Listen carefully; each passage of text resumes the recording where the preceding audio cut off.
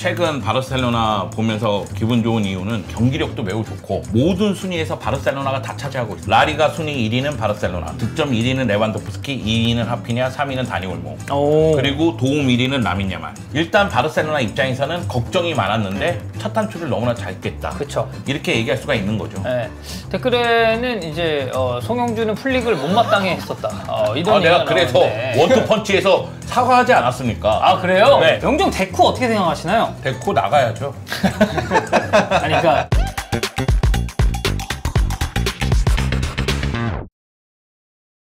자, 2024년 9월 4일 수요일입니다. 히든풋볼 수요일부. 오늘은 두 형님들과 함께 진행합니다. 안녕하세요, 황대현입니다. 안녕하세요, 임현철입니다. 안녕하세요, 역찬우입니다. 안녕하세요, 송영주입니다.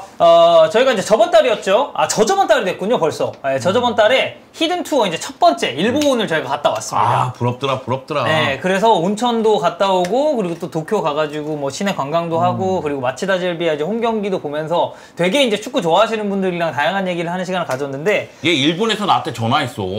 저한테도 전화. 죄송한데 다 했어요. 그래? 예. 근데 전화 받을 때는 기분 좋게 받았다가 끊고 나서는 나도 거기 가고 싶은 그 느낌 있잖아. 그래서 이거 약 올린 건가? 이런 느낌이 약간 들더라고. 혹시 그것보다는 제가 이제 형님한테 전화했을 때 어떤 우리 팬분이 뒤에서 할라 마드릿! 할라 마드릿! 해주고 이랬거든요.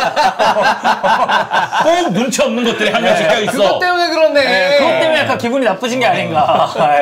자, 그래서 저희가 저저번 달에 이제 히든투어 일본 편을 처음으로 갔다 왔고, 일본 편에 이어서 두 번째로 히든투어가 돌아왔습니다. 자, 이번 여행지는 저희가 박찬호 해설 그리고 류청 편집장과 함께하는 이탈리아 밀라노 투어로 준비를 했고요. 쭉 보면 모데나 페라리 박물관 투어, 그리고 밀라노 시내 투어, 그리고 뭐 굉장히 유명한 데죠. 꼬모 호수 투어, 네. 그리고 미슐랭 이제 레스토랑 가서 저희가 식사도 하고, 제일 중요한 거 데르비 델라 마돈니나 맞나요? 네, 맞습니다. 밀라노 더비 직관까지 저희가 예정을 하고 있습니다. 날짜가 이제 9월 22일 일요일 22시. 아니요, 이거는 픽스된 게 아니에요. 아, 그래요? 왜냐하면 이거는 이 라운드가 지금 전부 다 모든 경기가 다 이렇게 돼 있는데 지금은 픽스가 안 돼 있어요. 맞아, 라리가도 그러고 막 프리미어리그도 뒷일정 픽스 안 되니까. 밀란이랑 인테르 둘 다 주중에 챔피언스리그 경기가 있거든요. 그래서 이 시간은 아마 조정될 가능성이 매우 높습니다. 아마 네. 저녁 거의 100% 제가 볼 때 저녁 경기예요. 21시 뭐 이제 이 정도에 이제 할 가능성이 경기 높겠죠. 3시 45분, 그러니까 우리 시각으로는 3시 45분 경기요. 그 현지 시각으로는 아마 그게 8시 45분인가 7시 45분인가 하여튼 그 경기일 거예요. 그 시간일 거예요, 아마. 그래도 시간이 변경돼도 우리가 네. 볼 수는 있는 거잖아요. 그쵸. 히든 투어를 통해서. 이 라운드에 딱 예정이 돼 있고, 그래서 저희가 이제 이 경기까지 맞춰서 지금 이번 히든 투어 이탈리아 편을 준비를 했고요. 찬호 형도 이탈리아 처음 가보시는 건가요? 저는 이탈리아 가본 적이 없습니다. 우와, 거의 인테르 홈 경기 직관의 맛을 하시는 거네. 그래서 사실 이게 사실 저도 이제 제가 혼자서 뭐 이탈리아 갈 일은 제가 봤을 때 없을 것 같거든요. 그래서 이번 기회가 되게 좋은 그런 기회가 될 것 같고, 어쨌든 뭐 제가 이거 영상을 종이랑 따로 이제 찍긴 했었는데 어쨌든 간에 이 기회가 굉장히 좋은 것 같으니까 만약에 이제 밀란 팬들이면 그날 경기에서 만약에 밀란이 이겼다, 저를 올리면 됩니다. 근데 이제 또 인테르 팬이면 같이 그리고 유베 팬이다, 저를 올리면 됩니다. 인테르 팬이다, 같이 응원하고 고통받으면 되잖아요. 만약에 지면. 그렇죠. 네. 이기면 같이 화나면 우리끼리 되고. 서로 위로하고 이기면 서로 기뻐하고 그럼 됐죠. 네. 정말 놀랍게도 제가 이탈리아를 한 바퀴 돈 적이 있습니다. 네. 그래서 밀라노에 가본 적이 있어요. 네. 패션의 거리 아니겠습니까? 그쵸. 네, 거기는 사람들이 모델 같아, 약간 느낌이. 그런 느낌이고 시내에서 볼거리가 정말 많습니다. 그쵸. 그러니까 축구 외에도 볼거리가 진짜 많아요.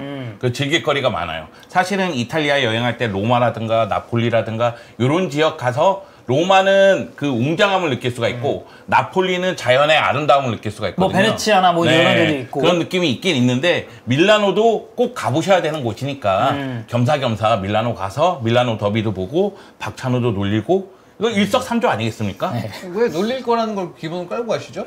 일단 거기 가면 약간 이제 놀릴거리들이 있겠죠. 네. 일단 예. 그래서 저희가 이제 축구만 또 보는 게 아니라 다양한 투어 프로그램을 이번에 히든투어 이탈리아 편에서 준비를 좀 하고 있고, 일정은 9월 20일에서 25일 4박 6일 일정으로 지금 계획 중입니다. 근데 이제 여기서 중요한 거는 이 보시면 이제 비행편이 이제 포함이 안 돼 있어요. 이제 이 말이 뭐냐? 요즘 이제 투어 상품들이 다 이제 이런 식으로 좀 나오는데 비행기 만약에 원하신다? 그러면 저희랑 같이 끊을 수 있습니다. 근데 만약에 이제 이런 분들이 있을 수 있잖아요. 나 이때 유럽에 있는데 그럼 이거 투어만 저희 잠깐 같이 와서 같이 해도 되나요? 됩니다. 네, 그래서 이 일정 조율은 본인이 자유롭게 좀 하시되 이 투어 프로그램 그리고 이제 밀라노 더비 직관 이제 이런 거 사실 이제 그 표 구하고 이런 게 또 개인으로 하려고 하면 좀 빡센 부분이 또 있거든요. 네. 근데 이렇게 또 단체로 갈 때 같이 여기에 저희와 이제 함께 하셔서 또 이제 찬우 형이 이제 또 그런 뭐 이탈리아 축구나 이런 것도 잘 아니까 같이 여행하시면 저는 정말 좋겠다라는 생각이 좀 들고 그래서 이제 일정적인 부분 잘 조율하시고 비행기 알아서 그냥 일정 맞춰서 본인이 계획하시면 되고 중간에 투어에도 합류를 하실 수 있다라는 점 네. 알아주셨으면 좋겠습니다. 독일이나 오스트리아나 그쪽에 사시는 분들도 현지에서 그냥 그럼요. 투어만 같이 할 수 있는 거네요. 그럼요. 네. 자기 차 몰고 와서 그럼요. 네, 투어 같이 할 수도 있겠네요. 네. 꽤 멀긴 할 텐데. 근데 괜찮아요. 거리가 이동할 수 있습니다. 아니면 그냥 사실 요새 이제 뭐 저가항공 너무 많으니까 비행기 타고 잠깐 오셔서 또 이제 이탈리아에서 투어 이제 상품 같이 하시면 너무 좋고 저희가 이제 히든 투어 일본 편에서 사실 팬들의 반응이 되게 좋았거든요. 그리고 제가 이제 같이 가서 짧게 있었지만 그 기간 동안에 이제 우리 좋아해 주시는 팬분들하고 축구 얘기를 계속 할 수 있다는 게 너무 좋아서 이번에는 찬우 형이랑 청유 형이 또 같이 가니까 여러분들 이 이탈리아 축구 좀 보시고 싶다. 밀라노 더비 나 보고 싶다. 그리고 또 이스타TV 평소에 좋아해서 유럽에 가 있는데 이 기간 동안에 우리 투어 같이 하고 싶다라고 하시면 이번 히든 투어 여러분들 많은 관심 부탁드리겠습니다. 딴 건 모르겠는데 네. 찬호보다도 류청이랑 축구 얘기하면 귀에서 피 나올 정도로 들을 수가 있습니다. 네, 거의 약간 네. 이제 어른 이명철 같은 느낌이거든요. 거의 뭐 축구 얘기하는 게. 무한반복을 느낄 수가 있습니다. 청룡이 말씀하시는 것도 좋아져가지고. 네. 청이가 굉장히 말이 많습니다. 여러분들이 잘 모르실 텐데 걔 말 진짜 많거든요. 사실 근데 이제 그렇게 재밌지는 않아요. 하지만 내용은 있습니다. 근데 유청하고 박찬호가 같이 가면 유청이 폭주할 때쯤 박찬호가 한 번씩 눌러줄 겁니다. 제가 봤을 땐 찬우 형이 그 전에 이제 체력이 떨어지지 않을까. 그럴 수도 있네요. 라는 우려는. 아니, 전 자리를 피하죠, 그러면. 굳이 뭐 그걸 다 듣고 있어. 차라리 이제 다른 팬들과 함께 이제 다른 그치. 이야기를 하겠다. 자리를 피하면 되지. 네, 그래서 히든투어 이탈리아 편 저희가 준비를 하고 있고 일정을 말씀드린 대로 9월 20일부터 25일까지로 잡고 있습니다. 여러분들 많이 또 지원해 주셔서 저희랑 재밌게 또 축구 보고 오시면 좋을 것 같습니다. 뭐 갑자기? 원래 박수 치는 건가? 박수 원래 안 쳤어. 네, 아니 그냥 뭐 제 마음이에요. 그렇군요. 제가 진행자잖아요. 오랜만에 한국 돌아왔으니까. 오랜만에 한국 돌아왔으니까. 무슨 텐션이죠? 이제 좀 올려야죠 텐션 좀. 그래요? 갔다 왔으니까. 우리가 참고로 이전 방송에서 네. 이거 기가 빨리고 와가지고 그거 아시죠? 정신이 휴가 가면 없습니다. 제가 결혼식 못 가는 거 아시죠? 그러네요. 9월 20일이면. 예. 근데 뭐 또 마음은 함께 하시지 않겠습니까? 마음만 함께 해요, 그러면. 예. 예. 그 좀 큰 마음으로 함께 네. 해주셨으면 좋겠다. 청이 형도 못 오네 생각해보니까. 그리고 스텝도 따라갈 거 아니야. 네. 네, 맞네. 그러네. 여기 이제 이거 네 직원들 결혼식 중에 날짜에 편집할 수 맞춘 있는 거네. 그렇죠. 아니 약간 겨냥했다고 볼 수 있죠. 제 결혼식을 이제 저격을 해가지고 네. 일부러 이제 이때로 이제 최소한 몇친 뺄 수 있도록. 며칠 어째 그러니까 우리 직원들이 그냥 또 일하러 가는 거잖아요. 이거 네, 자체가. 그렇지. 예. 일단 직원들이 이제 누가 가는지를 제가 좀 빠르게 파악을 해서 한번 보도록 하겠습니다. 예. 쉽게. 아니 저는 이제 형님 오시는 게 더 좋아요. 근데 축의금 주고 안 오는 사람들이 더 가장 고맙죠. 좋죠. 최고의 하객이죠. 그렇죠.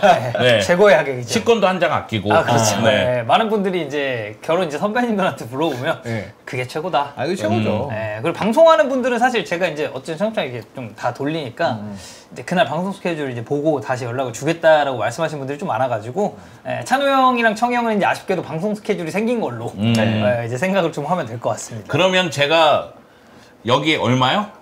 네, 돈 내고 같이 가면은 네. 저도 빠지게 되는 거죠. 그렇죠. 그렇군요. 근데 사실 그러실 생각이 없잖아요. 한번 생각해 보겠습니다. 형님 나중에 이거 이탈리아 편 우리 또 잘 되면 스페인 편이 나올 수도 있잖아요. 그러니까 까탈루냐 갈 수도 있잖아요. 네, 스페인 편이 만약에 이제 또 그 된다면 이제 또 저랑 또 같이 가면 되는 거 아니겠습니까? 좋죠. 네. 네. 자, 그래서 어쨌든 히든 투어도 여러분들 많이 가주셨으면 좋겠고요. 자, 오늘 첫 번째 오프닝부터 들어가 보도록 하겠습니다. 토마스 밀러 이야기인데 밀러가 바이에른 뮌헨에서만 무려 710경기의 신기록을 달성을 했습니다. 뭐 세부적으로는 뭐 리그 475경기, 챔스 뭐 151경기 쭉쭉쭉쭉 있는데 기존이 이제 제프 마이어가 가지고 있었던 473경기 이제 리그에서 경신을 기준. 했고요. 네. 그리고 분데스리가에서 217개의 도움을 기록을 하면서 로이스와 리베리 이 둘이 이제 124도움이었거든요. 거의 이제 100개 차이로 벌렸는데 이거 토마스 밀러 바이언 신기록 경기 중계하지 않았나요, 형철이?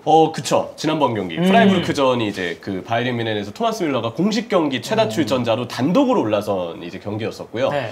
밀러가 그 경기에서 또 교체 투입돼서 바로 골을 넣었어요. 뮌헨이 후반 내내 되게 밀리고 있다가 밀러가 교체 투입돼서 바로 득점까지 성공을 했는데 초반부터 지금 토마스 밀러가 폼이 되게 좋은 상태이기도 하고 또 이런 의미 있는 경기에 자기가 골 넣고 경기 승리를 이끈 다음에 경기 끝나고 갑자기 관중석 난입을 하더라고요. 아, 본인이 관중석으로 난입을? 관중 난입이 아니고 그 응원석 앞에서 인사하다가 갑자기 계단 타고 올라가가지고 그 팬들 안으로 본인 들어가 버렸어요. 그래가지고 막 확성기 같은 거 들고 막 인사한 다음에 같이 응원가 부르고 구호 부르고 그 다음에 나왔는데 여러모로 참 진짜 난놈이다 진짜. 분데스리가는 이런 경우가 많죠. 경기 끝나고 나서 팬들 앞에 가서 인사드리고 승리했을 때 팬들이 응원할 때 선수도 같이 가서 관중과 함께 응원하는 경우가 상당히 많아요. 누가 있었죠? 밀러 예전에? 아니 이게 은근히 많아요. 그러니까 뭐냐면 선수가 있는 게 아니라 거의 매 경기 승리했을 경우 이런 경우가 계속 있어요. 아, 딴 나라 안 그래요? 딴 나라 아니 스페인 같은 경우에는 관중석 안으로 들어가서 응원단과 같이 응원하고 막 이러진 않잖아요. 많이 보진 않은 거 같아요. 근데 독일은 이게 문화가 돼 있어요. 그래서 가는 경우가 상당히 많고 독일 같은 경우에는 어느 팀이더라 성적이 너무 안 좋을 때 팬이 확성기 들고 감독에게 그 샬케가 한번 그러지 않았었나? 그리고 도르트문트도 한번 그때 후메이스가 확성기를 들었는지는 모르겠는데 팬들이 막 울 때 보는데 약간 울면서 이제 클롭 그때 마지막 시즌 때 막 뭔가 대면에서 얘기하고 그랬던 것도 생각이 나요. 확실히 분데스리가가 이제 그런 네, 쪽으로 그런 좀. 재미가 있어요. 근데 이제 밀러 형님은 사실 이제 되게 좀 흥이 많은 사람이죠. 아니 당장 여기 한국 와서도 SNL? SNL에서도 삐끼삐끼 추고 신도림 조기축구에 네. 그때 그 개그맨 분들의 말을 빌려가지고 쟤는 너무 나댄다 해가지고 결국 이제 합격에는 못했던. 아니 뭐 저도 짧지만 그때 이제 제가 그 리뷰하러 갔었거든요. 쿠팡 플레이 그거 우리 시리즈 할 때. 때. 근데 나는 인터뷰하면서도 그게 느껴지더라고. 이 사람의 그런 말투나 이렇게 약간 시키지도 않았는데 이제 김민재 왔을 때 막 장난치고 이런 거를 보면서 그래서 밀러가 그렇게 관중석으로 들어가서 팬들이랑 이렇게 같이 노는 거 자체가 뭐 전혀 이상한 그림은 아니고 오히려 그러면 팬들은 좋아하죠. 현지 팬이 됐든 아니면 중계로 그걸 이제 보는 팬들이 됐든 이제 뭐 당연히 좋아했을 거고. 근데 밀러가 이제 이런 얘기를 했습니다. 나보다 더 위대한 사람은 게르트 밀러다. 그가 없었다면 지금의 미래는 없다라고 본인의 기록에 대한 소감을 또 밝히기도 했습니다. 네. 그 게르트 밀러는 사실 이제 뭐 제가 이제 본 선수는 아니어서 뭐 이제 그때 당시 이제 되게 득점에 엄청 이제 포커스가 많이 맞춰져 있는 선수인데 같은 이제 밀러지만 이 게르트 밀러를 조금 더 이제 토마스 밀러가 일부러 그런 것 같은데? 이름이 같아서 그래서 일부러 언급한 것 같은데 이거는? 아 약간 라인 맞추는 그런 이름이 느낌으로. 같아가지고. 그것도 있고 게르트 밀러는 사실 바이에른 뮌헨의 전설적인 선수니까 이 선수에 대해서 언급하는 거는 이상한 일은 아니죠. 사실 득점 폭격기였잖아요. 골을 너무나 많이 넣었기 때문에 그 바이에른 뮌헨 선수들이 게르트 밀러에 대해서 존경하는 의미에서 이야기를 굉장히 많아하는 편이죠. 그래서 이 아디다스가 토마스 밀러의 기록을 또 기념하기 위해서 뮌헨을 상징하는 디자인의 F50 TM25 라운드 히터 축구화를 출시를 했습니다. 이 라운드 히터는 또 이제 FM 하시는 분들이 아주 잘 아실 텐데 그 라운드 히터 포지션이 생겼죠. 이게 그 진짜 그 토마스 밀러가 하는 그 롤이라고 좀 볼 수가 있는데 독일어로 이게 이제 공간 연주자, 뭐 공간 연출자라는 말이라고 하고 밀러의 포지션 그리고 역할을 설명하는 이제 독일어라고 해요. 그래서 딱 이게 또 이제 밀러의 어쨌든 그 바이언에서의 신기록 달성을 기념해서 710쪽만 판매를 한다고 합니다. 왜냐면 710경기를 뛰었으니까. 근데 참 디자인이 지금 사진으로도 나가고 있지만 우리 그 쿠팡 플레이 시리즈 때 바이에른 뮌헨 그 디자인이 씌워진 그 아우디 차 아마 많이 보셨을 거예요. 전시돼 있던 거. 그 이번에 왔을 때도 그 아우디 그 막 빨강색 막 해가지고 뭐 하드만 보니까. 근데 참 뮌헨의 그 상징색이 이 축구화 F50에도 좀 들어가 있는데 원래 F50 이번에 나온 게 흰색에 파란색이랑 약간 그 주황색 줄 들어간 되게 누가 봐도 되게 빨라 보이고 가벼워 보이는 디자인이거든요. 네. 근데 뮌헨색이 입혀진 것도 이렇게 봤을 때는 되게 개성 있고 예쁘지 예쁜데? 않나? 되게 그러니까 예쁘다. 지금 이게 사진 나오고 있지만 저 패턴 자체가 저게 그 바이언 그 고유의 그 네, 문양이잖아요. 그래서 저도 이게 F50이라는 축구화의 기존 뭐라고 해야지 느낌이랑 좀 잘 어울리는 그런 좀 스타일링이 아닌가. 아니 근데 710종만 하지 말고 이거 밀러가 한 경기 더 나올 때마다 하나씩 더 발매해야 되는 거 아닙니까? 그렇죠. 한 경기 더 계속해서 신기록인데 올 시즌 좀 자주 나올 것 같긴 하던데. 그때마다? 네. 아니 근데 이제 어쨌든 이게 이제 신기록을 딱 달성한 거니까 아마 이제 의미를 좀 두지 않았을까. 한 라는 생각이 있고. 750쪽 정도까지는 해야 되지 않을까. 그리고 밀러는 근데 계속 좀 뛰긴 할 텐데. 그렇죠. 그러니까 제가 봤을 때는 그래서 만약에 이제 710경기 해가지고 이제 710쪽 판매를 하잖아요. 이제 밀러 은퇴할 때 뭔가 이제 하나를 더 낼 수도 있지 않을까. 네. 밀러의 이제 총 경기 수를 이제 다 망라를 해가지고 그때 이제 또 새로운 디자인의 축구화가 이제 나올 수도 있는 네, 거니까. 그게 정말 이르면 이번 시즌 끝나고가 될 수도 있고 아니면은 뭐 밀러 선수가 또 마음을 좀 그래도 좀 더 해보자라고 마음을 좀 잡아서 더 이제 이어나갈 수도 있는 거고. 근데 진짜 빠르면 내년 여름일 수도 있으니까 밀러 선수도 사실 커리어가 얼마 남지 않은 선수인 거는 우리가 이제는 좀 받아들여야 되지 않을까. 그 뭐 이제 밀러가 지금 은퇴를 한 건 아니지만 토마스 밀러라는 선수에 대해서 지금까지 평가를 좀 어떻게 보시나요? 저도 그 얘기 하려고 했어요. 그러니까 토마스 밀러는 굉장히 위대한 선수임은 분명한데 토마스 밀러가 은퇴한 다음에 먼 훗날 토마스 밀러에 대해서 설명하기가 굉장히 어려울 것 같다는 생각이 들었어요. 약간 어떤 그러니까 토마스 밀러는 우리가 아까 전에도 얘기했지만 공간 연출자라는 이야기를 하잖아요. 그쵸. 그러니까 빈 공간을 너무나 잘 이용하고 그리고 저랑 김현민 기자랑 옛날에 얘기할 때 축구 옵사이드에서? 변태라고 얘기했었거든요. 옵사이드? 네. 네. 왜냐하면 골이 있는 곳에 얘가 걸쳐져 있는 거예요 항상. 그러니까 바이에른 뮌헨의 골 장면에 얘가 어떻게 해서든 관여가 한 번 터치를 하든 아니면 공간으로 움직이고 있든 골은 레반도프스키가 넣고 있지만 토마스 밀러가 화면에 걸쳐져 있거든요. 그거 보면서 야, 이 선수는 대체 뭔가 이런 이야기를 했었는데 어떻게 보면 되게 다재다능하게 느껴지지만 어떻게 보면 전술적으로 활용하기가 또 애매한 선수이기도 하거든요. 조금 까다로운 네. 느낌의 그러니까 이 선수를 최전방에 놓기는 어렵죠. 측면에 갖다 놓기도 어렵단 말이에요. 그러면은 세컨 스트라이커라든가 공격형 미드필더 자리에 사용해야 되는데 그렇게 활용하기 위해서는 감독들에게는 전술적인 제한이 있을 수밖에 없잖아요. 그러니까 지금 우리가 보는 그 플레이 자체를 보면서 느끼는 거는 정말 뛰어난 선수고 위대한 선수고 골 냄새를 잘 맡고 공간을 잘 이용한다 이렇게 얘기하겠지만 나중에는 설명하기가 되게 어렵지 않을까. 찬우 형은 좀 어떻게 보시나요? 그냥 이 선수가 갖고 있는 그 독특한 재능이 있는 거죠. 그러니까 이게 보통 일반적으로 우리가 축구를 잘하는 선수들, 소위 말하는 축구력을 얘기할 때 제일 많이 얘기하는 거는 보통 그거잖아요. 공을 갖고 있었을 때 이 선수가 얼마나 퍼포먼스가 유려한 퍼포먼스를 보여주냐. 그런 이유가 메시, 아자르 뭐 이런 선수들. 사실 호날두 네이마르도 마찬가지고 호날두도 초기에 이제 맨유 시절의 호날두는 그런 모습이 상당히 강한 선수였었고 근데 그런 부분을 굉장히 높게 평가하고 그건 이제 축구력이라고 흔히 말하는데 그러니까 토마스 밀러는 다른 의미에서의 축구력을 보여준 거죠. 공이 없었을 때 내가 어떤 식으로 움직이는 거를 따라서 그러니까 이제 공간 연주자라는 말을 하는 건데 공이 없었을 때 본인의 움직임을 통해서 기회를 창출하고 거기에서 상대 수비를 교란시키고 그걸로 인해서 이제 공격 포인트를 만들어내는 선수니까 굉장히 독특한 유형의 선수고 어떻게 보면 요즘 그러니까 이 선수가 어쨌든 10번 자리에 꽤 많이 오래 섰었으니까 이 과거의 10번과 요즘 현대 축구의 10번이 좀 갈리는 그런 경계선에 있는 선수기도 하고. 네. 그러니까 과거와 현재를 좀 망라하는 그런 느낌이라고 보면 되겠네요. 먼저 말씀하세요. 저는 아마 트래블 2번을 담게 했잖아요. 2012-13 시즌이랑 바이언에서 또 계속 있었으니까. 2019-20 시즌이랑 그리고 그때 보면 골도 골이지만 특히 2019-20 시즌에 한지 플릭 감독이랑 정관왕을 할 때는 도움수가 되게 많았던 걸로 기억해요. 분데스리가였나? 그 시즌에 어느 대회에서 도움으로 기록을 하나 밀러 선수가 그때 세웠거든요. 그래서 그때 밀러를 보면서 야, 참 패스도 잘 주고 기회를 진짜 잘 만든다 라는 생각이 들었는데 저는 그 한 경기를 2번이나 같이 한 선수이기 때문에 은퇴하고서도 더더욱 더 고평가를 받을 일이 있을 선수가 아닌가 라는 생각을 좀 많이 좀 하게 바이에른 뮌헨 감독이 성공하기 위해서는 일단 토마스 밀러를 잘 이용해야 돼요. 그리고 아까 전에 그런 얘기했지만은 과거의 넘버 10과 현재의 넘버 10을 나누는 기준이 될 수 있다고 얘기하는 건 과거의 넘버 10은 온더볼에 무조건 강해야 돼요.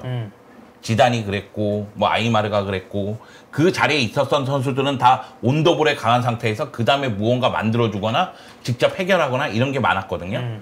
그런데 토마스 밀러 같은 경우에는 오프더볼 상황에서의 움직임을 통해서 팀에 기여하는 게 굉장히 많단 말이에요. 그쵸. 그리고 주고 움직이는 게 너무 좋았어요. 그런 모습을 봤을 때는 이 선수는 나중에 또 다른 평가를 받을 수도 있겠다. 그런 생각이 들었습니다. 저는 예전에 이제 친구들이 토마스 밀러의 포지션은 어디냐?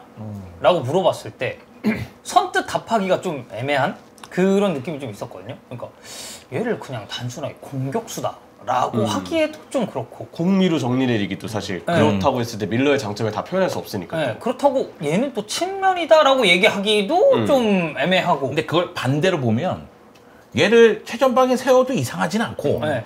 공미에 세워도 이상하지 않고 그렇다고 해서 측면에 세워도 이상한 이상하지 건 않고. 아니에요. 네. 그래서 이게 뭐 정말 밀러라는 선수가 어쨌든 커리어도 위대하고 보여줬었던 영향력이 너무 좋다 보니까 어느 자리에 세워도 본인만의 그 독특한 플레이 스타일을 항상 잘 보여줬었던 선수로 이 밀러의 플레이를 봤던 사람은 좀 기억을 하지 않을까 라고 생각을 합니다. 자, 그래서 토마스 밀러의 또 이렇게 기념비적인 경기가 분데스리가에서 있었고요.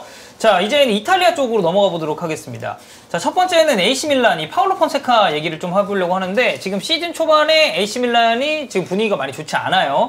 리그 3경기 치르는 동안 2무 1패 승점 2점으로 14위에 머물러 있고 상대했었던 팀들의 면면을 보면은 파르마, 토리노, 라치오 그러니까 조금 잡아줬어야 되는 팀들이었기 때문에 좀 위기에 봉착한 느낌이다라고 볼 수가 있겠는데 지금 뭐 소식들을 우리가 좀 종합을 해보니 구단주 레드버드 쪽이 이제 폰세카랑 선수단을 이제 직접 면담을 했다고 합니다. 그래서 이 제리 카디널이 폰세카 사단에 불만이 좀 있고 이뿐만 아니라 수석 고문인 질라탄 그리고 몽카다 디렉터에게도 좀 불만이 있는 것 같다고 해요. 이게 뭐 추가적으로 봤을 때 피올리랑 계약이 2025년까지 지금 밀란이 유지 중인데 폰세카가 경질이 만약에 된다면 피올리가 뭐 또 복귀를 할 수도 있다.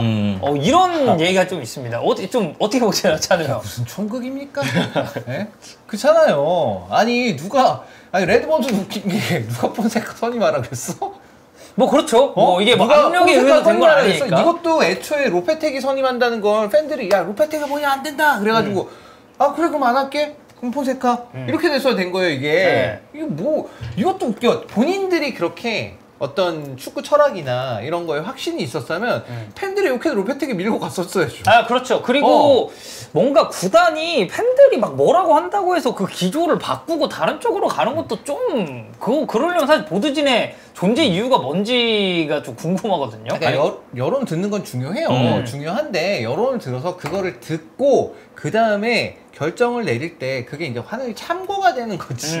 야 팬들이 너무 싫으니까 안 되겠다. 야 바꾸자. 이것도 이상하잖아. 그쵸. 그리고 지금 물론 이제 팬들이 밀란 팬들 입장에서는 굉장히 화가 날 수밖에 없습니다. 왜냐하면 3경기를 다 못했거든 일단. 기본적으로 못한 상황에서 뒤에 얘기가 나오겠지만 그 상황에서 레앙하고 이제 테오랑 이제 불화가 나오니까 네. 여기에 이제 엄청 빠기 칠 수밖에 없는 상황인데 근데 너무 이르죠. 3경기밖에 안 했잖아요. 네. 그래서 말씀 나온 김에 지금 좀 얘기를 해보면 레앙이랑 이제 테오 항명 사태가 있었는데 이 가제타 보도로 폰세카가 이제 파르마전에서 나왔었던 이 레앙과 테오의 그런 태도를 좀 문제를 삼았고 결국엔 이제 라치오전에서 둘의 선발이 좀 제외가 됐습니다. 근데 이제 여기서 교체 투입됐을 때 레앙이 동점골. 근데 쿨링 브레이크 할 때 레앙과 테오가 이 항명의 의미로 여기에 이제 참여하지 않았다라고 이제 이게 화면에도 잡혔고 이 코스타 쿠르타 이제 밀란 레전드죠. 스카이 이탈리아와의 인터뷰에서 이 폰세카에게 가지하는 거 이거 좀 이상하다, 좀 의아하다라고 언급을 했고요. 타키나르디는 이제 레앙과 테오가 아무래도 이제 주장단이다 보니까 핵심 선수지만 진정한 리더는 아니다라는 언급을 또 했습니다. 그래서 이제 이후에 폰세카 감독의 인터뷰가 또 나온 건 아무 문제 없었다. 그래서 뭐 따로 이제 벌금을 하거나 뭐 이제 징계를 하지 않는다라고 발표를 했고 이후에 이제 언론 보도를 통해서 이 프런트와 감독에게 시의적절한 사과를 하면서 좀 해결의 길이 열리게 됐다라고 이제 전했어요. 근데 어쨌든 이 밀란이 지금 3경기를 치렀는데 이걸 다 못했잖아요. 근데 뭐 찬우 형 말씀처럼 이게 되게 적은 경기 수를 소화한 것도 맞지만 지금까지만 놓고 봤을 때 이 폰세카 체제의 좀 근본적인 문제점은 뭐라고 봐야 될까요? 일단은 본인이 이탈리아 리그 경험이 없는 게 아님에도 불구하고 굉장히 좀 무모한 전술을 사용하고 있다고 해야 되나? 예전에 로마 경험이 있으니까 조금 무모한 스타일이에요. 기본적으로 이 폰세카 감독은 어쨌든 간에 전방에서의 압박을 굉장히 높은 프레싱을 굉장히 강하기 때문에 라인 자체가 굉장히 높게 형성이 되는데 공격 작업할 때는 일단 양쪽 풀백들을 다 굉장히 깊숙하게 전진을 시킵니다. 그 과정에서 이제 공이 빼앗겼을 때 그걸 커버하는 게 체계가 안 잡혀 있어. 아직까지?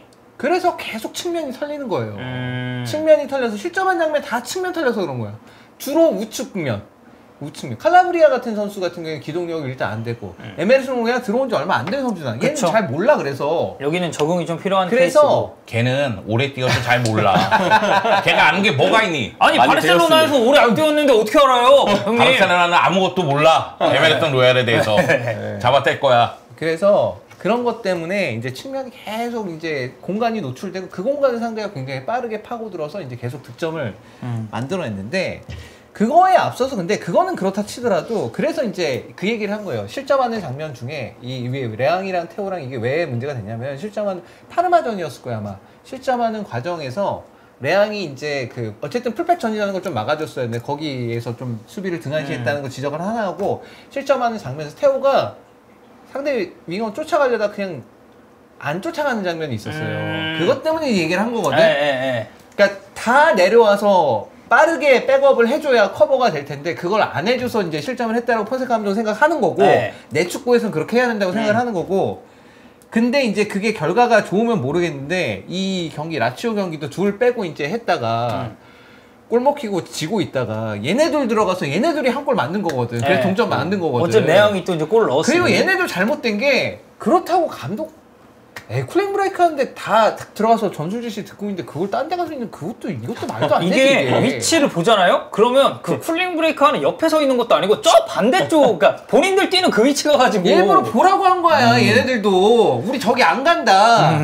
근데 이거 너무 이것도 좀 그래. 프로 정신이 떨어지는 행동 아니니?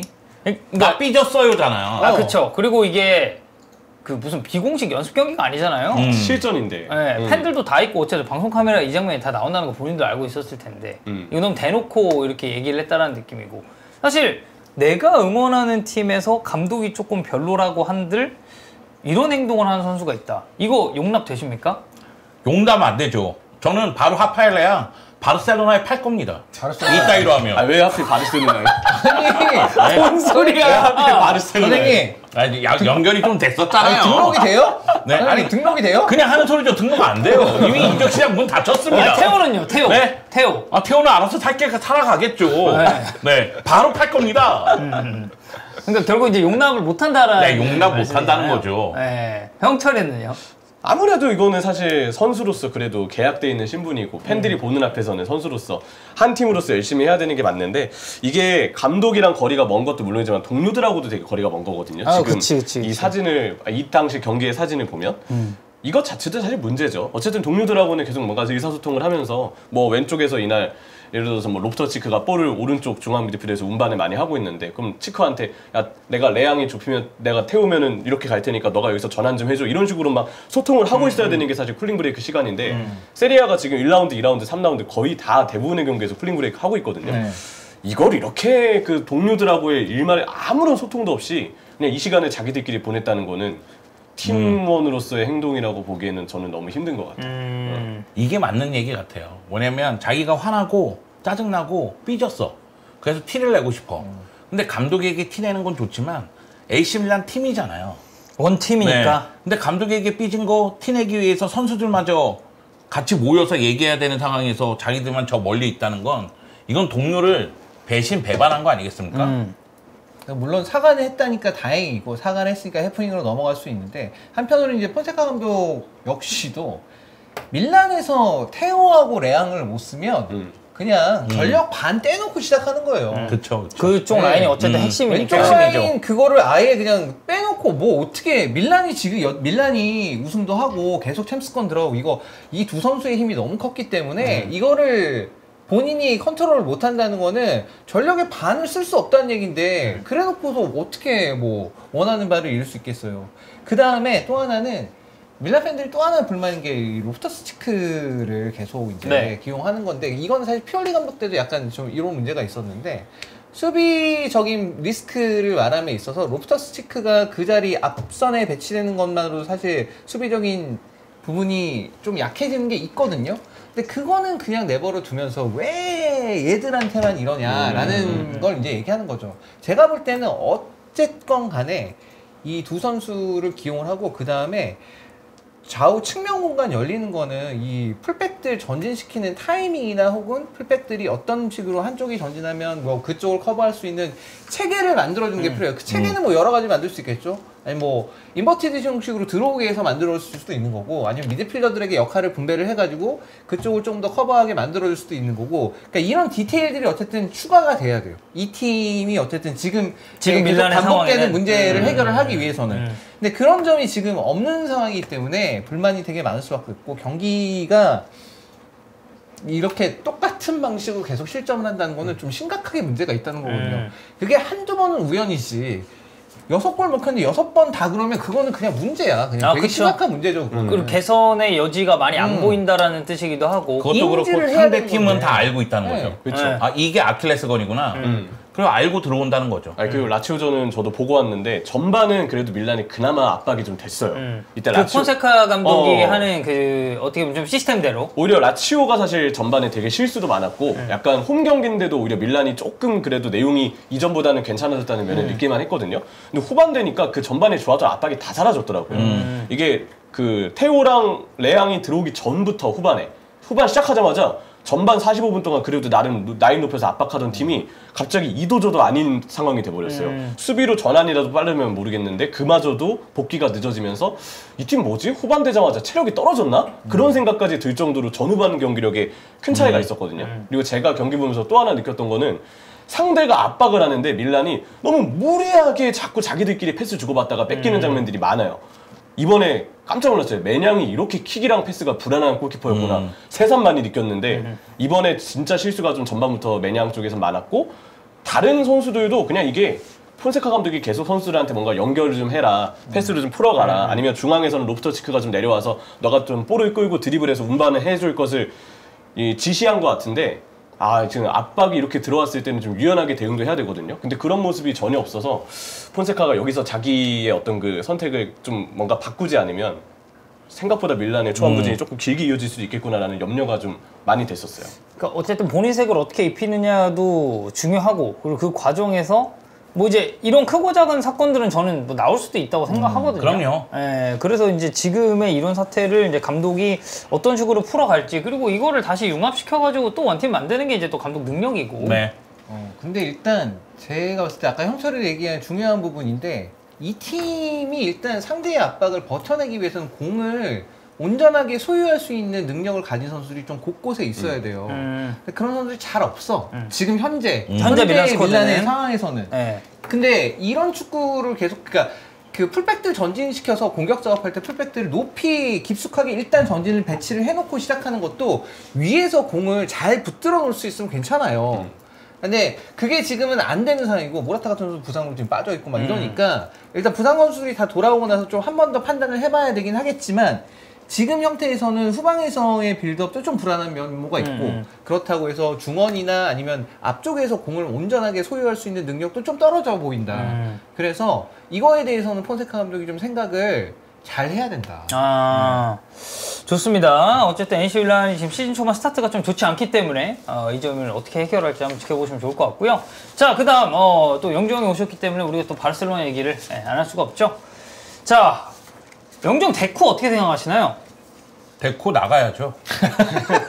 아니, 그러니까 나가야 돼. 뭘 다 나가래. 일단, 이런 거. 아니, 그러니까 필요 없어. 뭘 다, 아니, 레앙도 나가야 되고, 데코도 나가야 되고. 아니 레앙은 저쪽에서 나갔지만 이쪽에선 들어오는 거고, 네. 데코는 나가야 되고, 지금 구단 운영하는 걸 봐서는 단장으로서는 능력이 너무 모자르다. 그렇기 때문에 빨리 짐 싸갖고 나가는 게 좋겠다. 그래서 지금 데쿠가 이 바르셀로나의 상황에 좀 실망을 해가지고 떠날 가능성을 고려했다라는 기사가 스포르트를 통해서 나왔습니다. 네, 잠깐 기뻐했습니다, 제가. 네. 안 나갔나요? 네, 안 나갈 것 같아요. 아이고. 데쿠는 이제 일단 왜 본인이 비난받는지에 대해서 이해를 못했고, 이게 좀 부당한 비판이다라고 생각을 한다고 하고요. 데쿠가 이제 자신이 유럽에서 가장 가난한 스포츠 디렉터다라고 이제 하면서 제가 불렀구만. 배가 인텔 한번 와봐야지 정신 차리지. 네. 인텔은 그럼 괜찮나요? 인텔의 데쿠. 아니요. 저희는 마로타와 아우질리오가 있습니다. 그 굳이 이제 괜찮습니다. 필요하진 않다. 네. 예.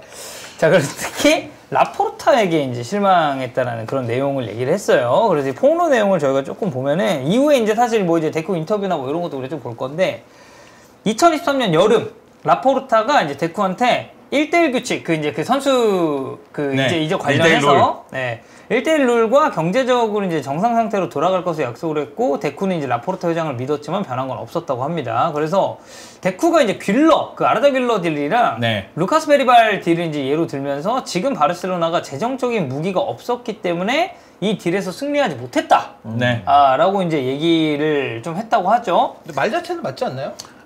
이것도 맞는 얘기지만 아르다 길러 딜 같은 경우에는 빨리 해결을 했어야죠.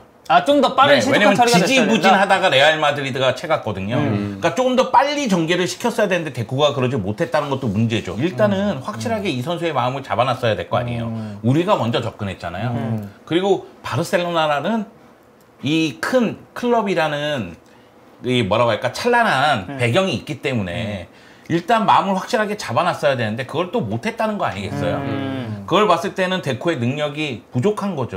사실 베리발 같은 경우도 바르셀로나 이때 링크 되게 많이 났었는데 결국은 이제 토트넘으로 가게 됐잖아요. 네, 베리발도 연결됐다가 토트넘으로 가게 된 거죠. 네. 지금 놓친 선수들 얘기가 나오고 있는 거예요. 데코가 놓친 선수들. 그래서 이 판매도 일단 바르셀로나 구단의 계획대로는 되지 않았고, 아라우가 지금 뭐 바이언에 갈 수 있다라는 얘기, 그리고 이게 뭐 이제 FFP에 좀 재정적으로 이제 도움이 됐을 텐데 어쨌든 아라우가 이제 부상을 당하게 되면서 한동안 아라우하고 바이에른 뮌헨하고 연결이 많이 됐었죠. 연결됐죠. 많이 됐죠. 네. 네. 근데 이제 결국 이게 조용해졌는데 아라우가 부상을 당하면서 조용해진 감도 있습니다만 아라우를 바이에른 뮌헨으로 보냈다면은 정말로 쌍욕 들었을 겁니다. 이거는 팬들이 들고 일어났을 거예요. 근데 누구로 대체하려고 그랬을까? 만약에 그런 생각 안 아라우가 했을걸요? 바이언 가면 네. 그럼 뭐 또 이제 라마시아에서 이렇게 하나 또 올려서 키워야겠다 약간 요렇게 느낄 수도 있지 않았을까요? 이게 참 재미난 거예요. 그러니까 데코가 하는 게 뭐가 있습니까? 지금 실패한 것만 나오고 있잖아요. 네. 여기다 이제 빅토르 호키 얘기도 있나요? 호키 영입을 했거든요. 네. 그리고 나서 반 시즌 만에 베티스로 임대를 보냈어요. 네. 호구 계약으로. 네. 그런 상황을 봐서는 데코가 한 게 뭐가 있습니까? 결국 라마시아에서 성장한 선수들 한주 플릭이 분석하고 한주 플릭이 기용하면서 지금 4연승 달리고 있는 거예요. 그렇죠. 그리고 뭐 사실 차비 때도 이제 라마시아 출신들 많이 이제 네. 끌어다가 또 이제 기용하고 데뷔도 시키고 했으니까. 그런데 데코가 본인이 왜 비난받는지 이해하지 못한다고 하면 요즘 세상에 왜 이렇게 자기가 잘못하고 욕 듣는 거에 대해서 이해를 못하는지 모르겠지만 이거는 이 사람의 문제가 있다고 저는 생각합니다. 데코에게. 네. 그리고 지금 유럽에서 가장 가난한 스포츠 디렉터? 말도 안 되는 소리 하고 있어. 그렇죠. 자, 라리가 이번 이적 시장에서 5억 5천만 유로 정도 썼어요. 그 중에서 이제 1억 8천만 정도를 아틀레티코 마드리드가 썼습니다. 그리고 6,200만 비아레알, 그리고 5,700만이 바르셀로나예요. 그러니까 1,000만 유로를 쓰지 못한 클럽이 11개 클럽이나 됩니다. 네. 근데도 나는 가난한 디렉터다. 네. 그러니까. 이런 얘기를 하고 있으니까 사실 이거는 팬들 입장에서도 개소리 하지 마라 라는 반응이 나올 수밖에 이거 없고. 당연한 거죠. 자, 그리고 이제 뭐 이사회에서 친한 에이전트가 보유하지 않은 선수는 영입하지 말라라는 뭐 그런 얘기를 했다고 하고, 라포르타가 이제 아버지와 친구라는 이유로 뭐 한 선수를 라마시아에서 뭐 승격을 시도했다. 뭐 이런 얘기도 있고, 그리고 라파엘 마르케스가 또 이제 친하다는 이유로 뭐 이제 감독으로 이제 뭐 이제 선임을 바르셀로나 시도했다. 아슬레틱 감독이었죠. 네. 바르셀로나 비팅 비팅 감독이었다가 감독, 네. 지금 멕시코 대표팀 코치로 갔나 그러는데 아기레랑 네. 이제 같이 갔잖아요. 라파 마르케스도 바르셀로나 B팀에서 보여준 게 없거든요. 그래서 그때 라파 마르케스 맨 처음에 뭐 이제 뭐 염두에 두고 있다라는 보도 나왔을 때 이때 바르셀로나 팬들 되게 싫어했어요. 그거. 네, 엄청 싫어했어요. 네. 근데 너무 놀라운 게 넷플릭스인가? 거기서 다큐멘터리로 나왔더라고. 라리가 다큐에. 아니 라파 마르케스라는 그 사람이 다큐멘터리가 따로 나왔어요. 있어요? 네. 그래서 바르셀로나 아슬레틱을 엄청나게 잘 이끄는 거 마냥 그려져 있더라고. 보셨나요? 그 다큐? 봤습니다. 네. 네. 그래가지고 이게 맞나 이런 생각도 좀 들었어요. 뭐 다큐멘터리라고 다 진실을 말하는 건 아니니까요. 네. 뭐 이제 지금 그 라리가 24시 다큐 찍은 선수들 중에 그 더 이상 그 팀 소속 아닌 선수들 되게 많아요. 수두룩하죠. 그 아틀레티코는 모라타랑 데파이가 주인공이었는데 둘 다 나가고, 빌바오의 뭐 무니아인도 그렇고. 무니아인도 결국에는 이제 계약 끝나면서 아예 이제 안 하게 됐고. 자, 그래서 뭐 이제 이런 얘기, 이런 폭로가 이제 데쿠 쪽에서 나왔는데 구단이 이제 공식 성명을 통해서 위 정보를 단호하게 부인을 했습니다. 이 문도 데포르티보는 데쿠가 이제 만료가 되는 해 2026년까지 계약을 좀 이행할 계획이고 회장에게 100% 헌신을 전달했다라는 이야기를 했고요.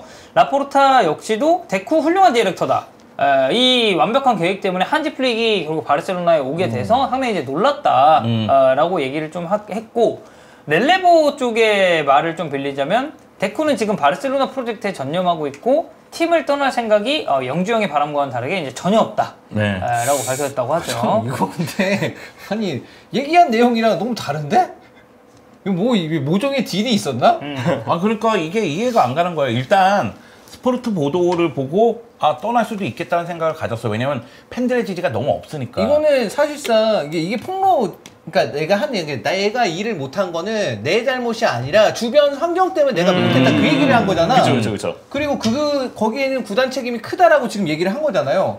이건 거의 구단이랑 틀어졌을 때나 이렇게 하는 건데. 그치, 거의 나가기 직전이나 나가는 거 확정됐을 때. 근데 갑자기 이렇게 된다고? 네. 근데 구단 성명은 오히려 데쿠는 지금 우리 팀 프로젝트에 정말 전념하고 있고 계약을 다 이행할 것이며 지금 당장 나갈 생각이 없답니다. 근데 하니까. 조금만 전으로 돌아가면 알레마니 단장이 있었잖아요. 근데 알레마니 단장이 굉장히 선수 영입이라든가 이런 거를 굉장히 잘했었거든요. 근데 알레마니 단장이 떠나고 물론 도르디 크루이프 기술 이사에 대해서 불만이 굉장히 많았던 것도 이해는 해요. 그렇긴 한데 데쿠는 거의 최악의 수준이거든요. 그렇기 때문에 뭐 데쿠가 폭로한 내용이 사실인지 아닌지 모르겠지만 또는 이제 언론이 폭로한 내용이 사실인지 아닌지 모르겠지만 축구 팬들이나 전문가들은 결과를 보고 얘기하잖아요. 그렇죠. 그리고 결과론적일 수밖에 없는 게 이제 또 이제 팬들일 수밖에 없고. 그런데 영입하고자 했던 선수들 놓치는 거라든가 아니면 영입한 선수가 금액에 비해서 너무 못한다던가 이런 모습이 계속 이어지고 있으니까 당연히 데코에 대해서는 비판할 수밖에 없고 데코 아웃 이렇게 외칠 수밖에 없는 거죠. 이건 뭐 바르셀로나 팬들 입장에서 생각해 보면 충분히 할 수 있는 그런 발언들이다라는 느낌이고, 이 라포르타 회장이 이제 연설을 통해서 지금 팀을 좀 둘러싼 여러 상황에 대해서 또 이제 의견을 밝히기도 했습니다. 이게 라포르타 회장이 그 이적 시장에 대해서 설명하는 기자회견을 가진 거예요. 왜냐면은 바르셀로나가 왼쪽 윙어와 피보테를 영입한다고 했는데 둘 다 영입하지 못했죠. 그렇죠. 그리고 니코 윌리엄스를 영입한다고 했는데 영입하지 못했죠. 그리고 다니 올모하고 파우 빅토르만 영입했잖아요. 네. 이런 상황에 대해서 바르셀로나는 설명을 해줘야 되는 거죠. 왜 지금 상황이 이렇게 돌아가고 그리고 있는지. 이제 나이키하고 계약이 지금 미뤄졌거든요. 네. 그렇기 때문에 1대1 룰로 못 돌아왔어요. 그래서 뭐 6천만 유로 정도가 있으면 1대1 룰로 간다 뭐 이런 얘기를 했다고 하는데, 라포르타 회장 입장에서는 이런 자리를 마련해서 팬들을 어느 정도 납득시켜야 되는 거죠. 이거는 온라인으로 했나요? 아니면 그냥 그 공개된 장소? 공개된 장소에서 했어요. 그래서 뭐 간단하게 내용만 좀 보면은, 우리가 이제 인수를 했을 때 아마 이게 이제 라포르타 체제가 좀 다시 시작됐을 때를 좀 의미를 하는 것 같아요. 그때보다 모든 면에서 클럽이 더 좋아졌기 때문이다라는 이야기를 하는데, 이건 어떻게 좀 동의를 하시나요? 그 밤토리 이후의 시대에 대해서. 이 얘기를 하고 별풍을 받았을까요? 라포르타가요? 돈을 좀 받았으려나? 이 얘기하고? 근데 저는 나아지고 있다고는 생각해요. 바르토메오 회장 시절에 그 문제점들이 최고의 또 암흑기였잖아요. 그리고 나타나지 않고 있었잖아요. 그러니까 우리가 문제점을 인식을 제대로 못하고 있었던 게 가장 큰 문제라고 저는 생각하거든요. 그런데 바르토메오 회장 끝나고 나서 라포르타 회장이 등장을 하면서 문제점에 대해서 다 파악을 했잖아요. 바르토메오 전 회장이 어떤 짓을 했는지 다 확인을 했잖아요. 그래서 이것을 이제 수정해 나가는 과정이잖아요. 네. 근데 라포르타 회장이 3년 반 동안 자기가 얘기한 것과 달리 성과는 크지 않다. 크지 않다. 네. 그래서 뭐 데쿠에 관련해서도 좋은 디렉터고, 플렉 영입 그리고 뭐 선수들 계약하는 거에 있어서도 훌륭했다. 뭐 여기에는 이제 뭐 라민 야말이나 마르크 카사도, 베르날 그리고 쿠바르시 같은 자원들이 이제 포함이 될 테고, 이 데쿠가 한 역할에 대해서는 임금 지출을 줄이고 선수단의 퀄리티를 향상을 시켰고, 지금 연령이 굉장히 좀 낮아졌잖아요, 바르셀로나가. 그래서 현재와 미래가 있다라는 이야기를 또 이제 했습니다. 그리고 뭐 이제 스폰서십, 뭐 매출 관련해서도 쭉쭉 이야기를 했는데, 영주 형이 말씀했던 것처럼 이제 데쿠는 분명히 비판받아야 될 점이 이제 뚜렷하게 있고, 그럼 이제 어쨌든 라포르타 회장이나 이런 쪽에서 구단을 운영하는 거는 좀 어떻게 보시나요? 답답하죠. 답답한데 일단 1대1 룰로 돌아가야 돼요. 그리고 나이키 계약권도 봐야 되고 여러 가지 상황을 좀 보긴 봐야 됩니다. 그런데 라포르타 회장 입장에서는 지금 머리가 좀 복잡할 거예요. 이 사람도 약간 호언장담 해놓고 디스수 파는 스타일이야. 그때 뭐 메시 뭐 남긴다 막 이런 말을 일단 던지고 보는 스타일이야. 던지고 보는 이 스타일이야. 사람도 보니까. 그래서 뭐 회장 선거 나가서 메시 잔류가 공약입니다 하고 메시 바로 떠났죠. 그쵸. 그리고 여름에 니코 윌리엄스 영입에 자신 있습니다 얘기하고 니코 영입 못했죠. 이런 경우가 계속 발생을 하고 있으니까. 근데 이게 하나 두 개씩 쌓이면서 팬들도 계속해서 신뢰가 떨어지는 거예요. 그러니까 이제 믿을 수 없다라는 그런 얘기가 나올 수밖에 없는 거죠. 근데 이제 라포르타 회장 입장에서도 2026년도에 다시 회장이 되기 위해서는 성과를 내야 돼요. 그래서 지금 깜누 새롭게 짓고 있는 거라든가 아니면은 지금 그 재정 사항이라든가 이런 것들을 해결을 해야 됩니다. 그러면서 우승 트로피 하나 내지 두 개는 들어 올려야 되거든요. 네. 그러지 못하면 사실 재정 사항이 그대로고 3년 동안 계속해서 선수 등록 안 되고 이런 상황이 반복이 되고 있다는 걸 알고 있기 때문에 회장 선거에서 어려워질 수가 있어요. 그쵸. 예, 전과 비교했을 때 뭔가 뚜렷하게 비전을 보여주지 못한다면 여기서 더 신임을 얻을 수 있을 만한 가능성이 있을 리 만무하고. 그래서 저는 그런 생각도 좀 들어요. 영주 의원님, 그 자꾸 재밌는 게라고 말씀하시는데 정말 재미있으신가요? 여기서 재밌는 게 뭐냐면 네, 재밌는 게 뭐냐면이라고 했나요? 그거 형님 죄송합니다. 말버릇 중에 하나잖아요. 네. 득점포를 가동했다. 득가다. 제가 재밌는 게 뭐냐면 그러면 재미가 없거든요. 저도 인정합니다. 네. 흥미로운 게 뭐냐면 네. 그거 진짜 흥미로워서 얘기하시는 정말 건가요? 그런가요? 그러니까 흥미롭게 바라보면 흥미롭습니다. 네네네. 아, 이 네. 개인의 또 주관이니까. 네, 제 주관이에요. 네. 제 주관대로 좀 말씀드리자면 라포르타는 지금 이 연설을 통해서 잘 돌아가고 있다. 모든 게 잘 되고 있다. 이렇게 얘기할 수밖에 없는 겁니다. 데코 잘하고 있다. 왜냐면은 데코는 좋은 디렉터고 한지필 감독 영입했고 선수들 간 계약권에서 훌륭한 일을 했고 전체적인 평균 연령도 낮췄고 임금 지출도 줄였다 이러면서 데코를 또 칭찬하는 게 지금 자기가 잘하고 있다는 거를 계속해서 보여줘야 돼요. 강조를 하는 거죠. 네. 네. 회장 선거가 이제 다가올 테니 그때까지는 나는 잘하고 있다. 우리 팀은 잘하고 있다. 이런 걸 계속해서 보여줘야 되거든요. 아니 뭐 이런 거 해가지고 갑자기 그래요. 우리 팀은 문제가 정말 많습니다. 아, 뭐 누구도 그런 문제고 것도- 누구도 문제고 나도 문제고 다 문제야. 그리고 이럴 수가 사실 없지. 데쿠가 제일 문제입니다. 이렇게 하기도 이제 좀 이렇게 그렇잖아. 그렇게 할 수가 없지 네. 사실. 네. 근데 그런 건 있죠. 그러니까 뭐냐면 데쿠도 운이 좋은 겁니다. 왜냐하면 남아시아 선수들이 올라옴으로 인해서 당연히 평균 연령이 낮아졌죠. 아니 그럴 수밖에 없는 거 아닙니까? 베르나리 부상 전에는 17세 선수가 3명이 선발이니까 아, 그러니까 어린 평균 선수들이 연령이 다 있으니까. 떨어질 수밖에 없죠. 야말, 쿠바르시, 어, 뭐 베르날 네. 막 이런 선수들 들어오고. 아 그리고 뭐 세르지 로베르토라든가 연봉을 받았던 선수들이 나갔잖아요. 아, 네, 나갔죠. 그리고 어린 선수들이 올라왔기 때문에 당연히 전체적인 연봉도 낮아지겠죠. 네. 맞아. 그러니까 운빨이 맞은 거지 이게. 그러니까 뭐 데쿠가 뭐 엄청나게 막 능력이 있어서 한 게 아니다. 그렇죠. 이 얘기를 듣고 보니까 조금 더 이해가 가는 것 같기도 하고. 예. 그래서 이 이제 바르셀로나가 어쨌든 여름 이적 시장은 지금 닫혔고 겨울 이적 시장도 어느 정도 이제 준비를 좀 해야 된다고 보는데 지금 겨울 이적 시장에 대해서는 좀 이제 어떤 그 이제 운영 방침을 가지고 있는지도 저는 중요할 것 같거든요.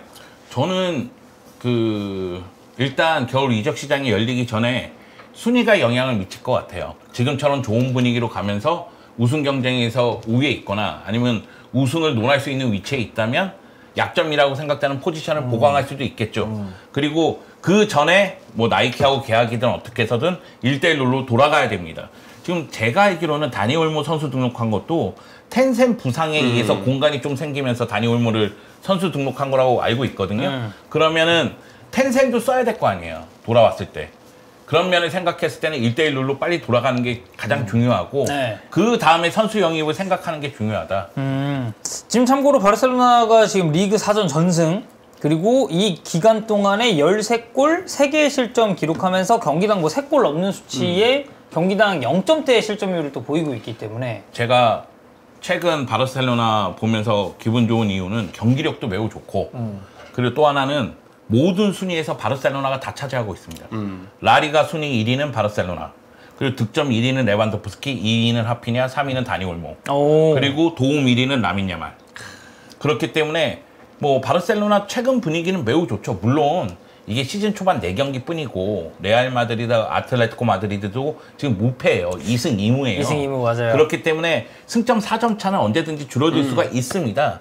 그래서 A매치 이후 또 경기를 또 봐야 되겠지만 일단 바르셀로나 입장에서는 걱정이 많았는데 첫 단추를 너무나 잘 깼다. 그쵸. 이렇게 얘기할 수가 있는 거죠. 네. 댓글에는 이제 송영주는 플릭을 못마땅해 했었다.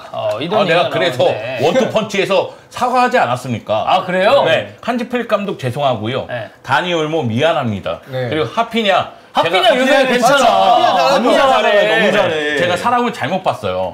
네, 데피냐님께서는 네. 지금 3골 2개의 도움을 했나? 네. 네. 거의 미친 활약을 펼치고 있거든요. 아, 이거 인터뷰도 장난 아니더만. 그럼. 인터뷰도 바르셀로나 같은 팀에 와서는 모든 대회 다 우승 노려야 된다. 그게 당연한 거다. 그게 이제 또 바르사의 또 정신 아닙니까? 근본 인터뷰. 네. 근데 하피냐가 이 정도로 잘해주고 있으면 네. 페란도 약간 자극을 받을 텐데. 물론 이제 페란도 바야도리드전에서 골을 넣긴 넣었습니다. 네네네. 네, 그리고 4라운드 끝나자마자 바로 또 개인 훈련을 하고 있다는 이야기가 있었으니까요. 여하튼 그렇다. 지금 바르셀로나는 분위기가 너무 좋다. 다만 부상 선수가 좀 많다는 점. 그 점이 좀 아쉽습니다. 자, 좋습니다. 어쨌든 영주형 의견을 조합을 해보면 이제 데쿠는 나가야 되고, 그리고 이제 여기 이제 새로운 뭐 디렉터를 안 치든지 뭐 이제 다른 부분에 있어서의 개선 방안을 좀 찾아봐야 된다라는 그런 느낌이고요. 자, 이렇게 오늘 이탈리아, 그리고 바르셀로나 얘기까지 저희가 해봤습니다. 자, 그 다음 세 번째 이제 핫이슈인데요. 오늘 주제는 이 첼시의 장기 계약에 대한 이야기를 좀 해보려고 합니다. 이 잭슨이 첼시와 2033년까지 재계약 가능성이 지금 좀 나오고 있는 중이라고 하는데, 이게 아무리 지금 2001년생 공격수라고 하더라도 2024년에 2033년까지 재계약을 하는 건 이거 너무 이제 계약 기간이 좀 길다라는 얘기도 나오고 있고, 여기에 이제 추가적으로 과연 이제 니콜라 잭슨에게 이 긴 기간 동안에 어떻게 보면 시간을 보장해 주는 게 맞느냐, 뭐 이제 이런 것까지 같이 맞물려서 좀 비판을 받고 있는 상황인데, 지금 첼시 계약 상황을 좀 보면요, 2031년까지 돼 있는 게 바디아실, 귀스토, 라비아, 마두에케, 산체스, 워싱턴 등이고, 31년까지가 안셀미노, 카이세도, 펠릭스, 요르겐센, 무드릭, 네투, 베이가, 2032년이 엔소, 마이크 펜더스, 그리고 2033년이 2025년에 합류하게 되는 파에스, 콜파머, 에스테방 윌리안, 니콜라 잭슨이라고 합니다. 그래서 왜 이제 첼시가 장기 계약을 이제 계속해서 좀 선호를 하는가, 이거에 대해서 카베쇼레콜, 이분이 이제 스카이 스포츠에서 이제 뭐 이적 시장 관련할 때도 좀 되게 의견을 많이 내는 분 중에 하나인데, 선수의 성과가 좋으면 보너스가 포함된 인센티브 계약으로 보상을 받고, 성적이 좋지 않으면 기본급만 받기 때문에 팔기가 더 쉽다라는 이야기를 했고요. 이적료 비용이 최대 5년 동안 장부에 이제 분산이 되기 때문에 이 마레스카 감독이 뭐 추가적으로 이적 시장 다치게 되면 뭐 25명 스쿼드를 보유하게 될 것, 뭐 이제 이런 얘기도 있는 것처럼 첼시가 이 장기 계약을 하는 이유에 대해서 이제 간단하게 설명을 했습니다. 근데 이제 이 첼시 선수들을 보면 어쨌든 지금 연령대가 굉장히 어리잖아요, 이 선수들이. 네.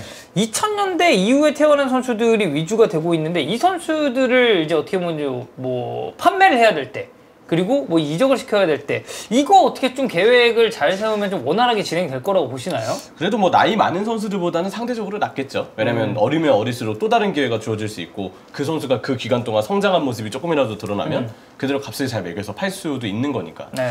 그래서 비즈니스적으로 조금 선수에 대한 이런 순환 구조도 첼시의 보드지는 생각했던 것이 좀 아닐까 싶고, 그리고 제가 생각하는 장기 계약의 가장 큰 이유 중에 하나는 역시 그래도 장부의 분산 으로 이렇게 좀 등록을 할 수 있다고 이렇게 말을 해야 되나요? 아무튼 장부에 있어서 부담을 좀 줄일 수 있잖아요. 연간 지출을 좀 줄일 수 있다는 거, 그런 부분들이 좀 의도이지 않을까라고 생각합니다. 영정님도 좀 비슷하신가요? 저도 똑같이 생각해요. 장기 계약하는 이유는 FFP를 피하기 위해서 어느 정도 장부상 분산시키기 위해서 장기 계약을 한다고 생각하는데, 근데 지금 장기 계약 선수 숫자가 너무 많아요. 네. 이러면 이거는 제가 보기에는 굉장히 위험합니다. 그러니까 장기 계약할 때 우리가 주로 장기 계약하는 선수 생각하면 미래가 확실한 선수, 좀 창창하고 잠재력이 확실한 선수에게 장기 계약을 하잖아요. 근데 너무 많아요. 그러면 여기서 실패가 몇 명이 실패를 하고 그 실패를 제대로 처리를 못하면 후폭풍은 매우 크다는 거거든요. 그러니까 물론 이게 성공을 한다고 하더라도, 그러니까 물론 이제 비교적 어린 나이에 적당한 주급으로 오래 잡아줄 수 있는 건 맞는데, 이제 선수가 잘하기 시작하고 이 선수의 그 이제 시장에서의 가치가 올라가기 시작하면 결국 이제 이 주급에 대한 불만이 나올 수밖에 없거든요. 그것도 맞죠. 네, 그래서 이제 여기서 이제 다시 좀 올려줘야 되는 그런 상황이 오는데, 아무래도 이제 초반부에 뭔가 감내해야 되는 리스크가 적다 보니 이런 장기 계약을 이제 쭉 가는 게 아닌가. 약간 첼시가 지금 실험을 하고 있는 거예요. 원래 이제 장기 계약은 미국 스포츠에서 많이 하죠. 미국 스포츠는 왜 그러냐면 이적료가 없거든.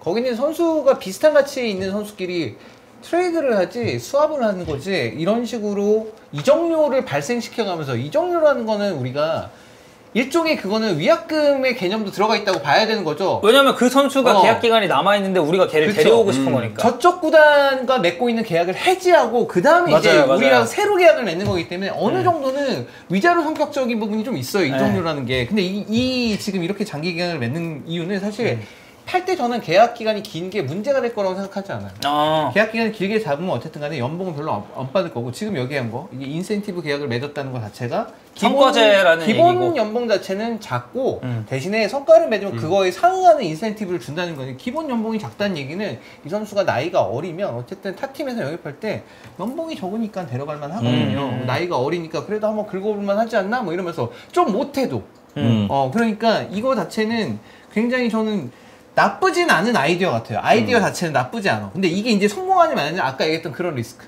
내가 좀 잘했어.